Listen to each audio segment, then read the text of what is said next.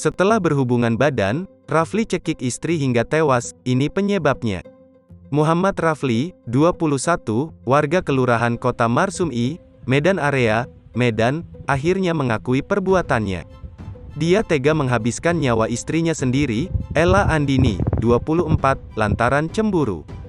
Pria ini terbakar cemburu saat melihat isi chat sang istri. Kemarahannya semakin menjadi karena dirinya sudah terpengaruhi narkoba. Alhasil, Rafli langsung menghabisi nyawa Ella melalui cara mencekik leher sang istri saat istrinya sedang tidur bersama dengannya.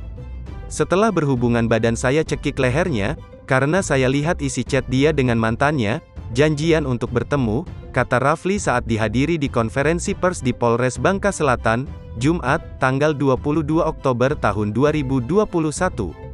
Rafli mengakui sudah lama mengkonsumsi narkoba jenis sabu-sabu. Ia juga mengakui sudah memiliki istri siri di Medan, sebelum menikah dengan Ella. Sudah menikah siri di Medan, sudah 1 tahun menikah sirinya.